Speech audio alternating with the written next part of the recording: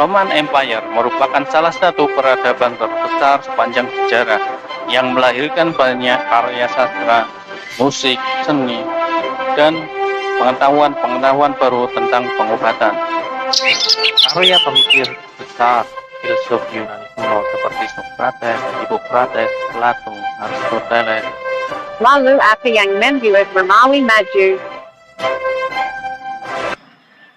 Ketika kita memikirkan Romawi kuno, kita akan diajak memikirkan tentang dekadensi dan kemewahan peradaban serta kemewahan masyarakatnya.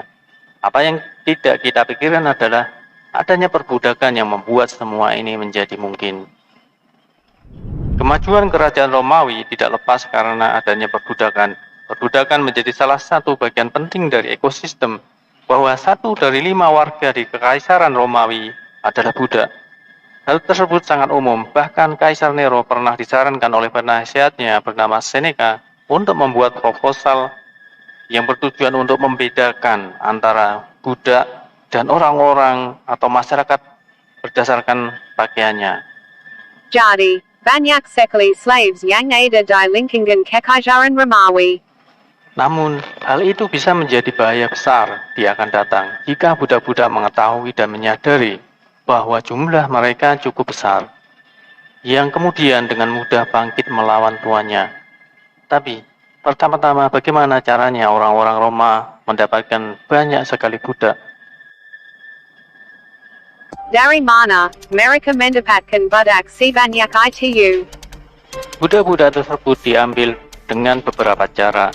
Kebanyakan dari mereka adalah orang-orang dari luar Romawi, dan seringkali mereka dari tawanan perang, para pelaut yang ditangkap, atau para penduduk yang kotanya telah dikalahkan.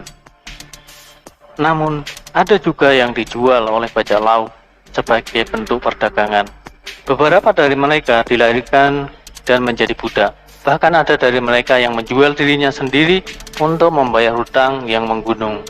Dan tidak selamanya mereka menjadi budak. Sudah menjadi hal umum bagi budak untuk membeli kebebasan mereka sendiri, atau mereka memperolehnya dari pemberian tuannya, asalkan mereka berusia di atas 30 tahun. Jadi, apa yang dikerjakan oleh para budak di kerajaan Romawi? Para budak terlibat dalam setiap aspek kehidupan bangsa Romawi, menjadi pembantu rumah tangga, buruh, gladiator, prostitusi, bahkan pengrajin yang terampil, akuntan, atau tenaga kesehatan tergantung dari masing-masing posisinya. Sehari dalam kehidupan seorang budak Romawi bisa sangat berbeda. Mari kita urai kehidupan sehari-hari para budak Romawi. Pertama, gladiator budak. Pertama tentang gladiator muncul di Roma pada tahun 264 sebelum Masehi. Ketika di pemakaman politisi Julius Brutus, putranya memiliki 2 budak yang bertarung sampai mati untuk menghormatinya. Inilah awal mula adanya tradisi gladiator di Kekaisaran Romawi. Beberapa gladiator adalah budak yang dipaksa masuk dalam arena sebagai bentuk hukuman dari kejahatan yang dilakukannya. Kemudian dikirim langsung ke Kolosium untuk menghibur masyarakat dan menghadapi kematian berdarah dari para binatang buas seperti singa dan leopard. Tidak semua gladiator adalah budak yang berbuat kriminal. Yang lain adalah serdadu musuh yang ditangkap. Ada juga sukarelawan, seorang laki-laki yang mencari kemuliaan dengan menjadi gladiator. Kamu percaya pada film-film Hollywood? Masing-masing gladiator akan bertarung sampai mati. Akhirnya dengan mendapatkan jempol ke atas atau ke bawah yang menentukan nasib yang kalah jika mereka masih kuat berdiri. Namun tidak semua sama seperti yang ditunjukkan dalam film. Perkelahian itu sebenarnya jarang sampai mati, karena banyak waktu dan latihan yang telah dilakukan oleh para gladiator. Budak yang dibeli di pasar dipilih berdasarkan kondisi fisik dan ketampanannya, dan tuan mereka berharap mereka akan memiliki umur yang panjang dan terkenal sebagai gladiator. Orang-orang Romawi akan memperlakukan gladiator seperti selebritis, menggariskan namanya di dalam perhiasan dan keramik. Meskipun demikian, mereka masih berada di bawah orang-orang Romawi dan hidupnya tergantung dari keberuntungan yang mereka buat sebagai budak gladiator. Namun, jika dibandingkan pada budak yang bekerja sebagai buruh, hidup mereka relatif lebih nyaman. Namun, tetap sebagai tawanan saat tidak bertarung dalam arena yang hanya dilakukan 5 kali setiap tahun. Budak tersebut akan dikurung di dalam benteng yang dibagi dalam kamar-kamar kecil dengan yang lainnya dan diharapkan untuk berlatih sepanjang hari setiap hari agar menang di arena pertandingan. Namun, budak gladiator setidaknya mendapatkan makanan 3 kali sehari, perhatian medis, dan peralatan latihan. Beberapa gladiator terbaik diperbolehkan sekolah, bahkan memiliki lantai yang berpanas untuk mandi di musim dingin. Kedua, budak bekerja yang tidak memiliki keterampilan. Budak bekerja yang tidak memiliki keterampilan, kehidupan mereka seringkali lebih buruk. Mereka adalah para budak yang melakukan tindakan kriminal dan dihukum atas kejahatan mereka. Mereka akan dipekerjakan di tambang atau ladang dan secara harfiah bekerja sampai mati. Hidup mereka pendek dan hidup di dalam kondisi yang sangat buruk, dianggap sangat murah dan mudah diganti, serta memiliki majikan yang kejam. Hanya sedikit peduli dengan kesehatan mereka. Mereka akan mencabut dan memukuli untuk memaksa mereka tetap bekerja. Sejarawan Yunani kuno Diodorus Siculus menuliskan, mereka dipaksa bekerja terus-menerus tanpa jeda di bawah pukulan para pengawas, dan mereka menikmati beratnya penderitaan para budak. Budak-budak ini akan bekerja mulai matahari terbit hingga matahari tenggelam tanpa istirahat dalam kondisi yang mengkhawatirkan, dan diberikan sedikit makanan setiap harinya.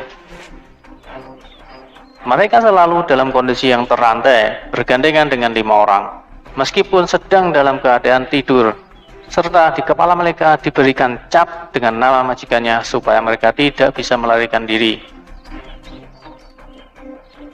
Ketiga, sebagai budak rumah tangga. Sebagai budak rumah tangga, budak rumah tangga Romawi tidak bisa dibedakan dengan pembantu rumah tangga biasa. Mereka memakai pakaian yang sama, tidur di tempat yang sama, dan makan dengan makanan yang sama. Mereka merawat rumah dan majikannya. Kadang-kadang majikannya tidur di dekatnya karena biasanya majikannya memerlukan sesuatu di malam hari. Budak rumah tangga biasanya wanita yang lebih lemah atau anak-anak yang bisa membawa barang-barang dan bersih-bersih untuk majikannya. Keberuntungan budak-budak ini bisa sangat bervariasi. Jika mereka memiliki majikan yang baik yang tidak cerewet, mereka bisa menghabiskan hidupnya dengan cara yang tidak berbeda jauh dengan pembantu rumah tangga dan berpotensi diberikan kebebasan jika majikannya meninggal. Tapi jika mereka memiliki majikan yang buruk, mereka bisa mengalami perlakuan yang mengerikan. Budak adalah properti dan tidak ada undang-undang atau batasan tentang apa yang akan dilakukan terhadap properti mereka. Artinya, seringkali mereka menjadi sasaran pelecehan seksual dan fisik. Di antaranya diperkosa, dipukul, dicambuk, dan dicap oleh majikannya, khususnya dalam hal jika majikannya termasuk orang yang kejam. Bahkan, mereka akan membunuh budaknya. Keempat, budak yang terampil dan berpendidikan. Budak yang terampil adalah budak yang paling dicari dan mahal. Mereka adalah individu yang berpendidikan yang akan bekerja sebagai akuntan, sekretaris, koki, dan profesi lainnya yang membutuhkan edukasi. Karena hal ini, budak ini memiliki nilai yang tinggi dan biasanya berasal dari wilayah yang telah ditaklukkan seperti bangsa Yunani. Contohnya seperti penulis yang bernama Columella, menulis tentang meja rias anggur. Seseorang yang membudidayakan anggur bisa berharga antara 6.000 hingga 8.000 cistern. Sebagai perbandingan, setiap tentara Romawi akan menerima gaji 600 cistern setahun setelah dilatih. Karena mahalnya budak ini, mereka biasanya dimiliki oleh majikan yang memiliki level tertinggi dari kaum elit Romawi seperti politikus, gubernur Romawi, dan senator. Bahkan gubernur Romawi juga akan membeli budak untuk digunakan sebagai pegawai pelayan publik, pembangunan, dan memelihara rumah pemandian atau bangunan penting dalam pemerintahan. Budak ini hidupnya relatif bebas. Mereka bisa memperoleh sedikit uang dan sedikit properti di bawah pengawasan majikannya. Dan ruang lingkup yang didapat, mereka gunakan sesuai dengan keinginan mereka.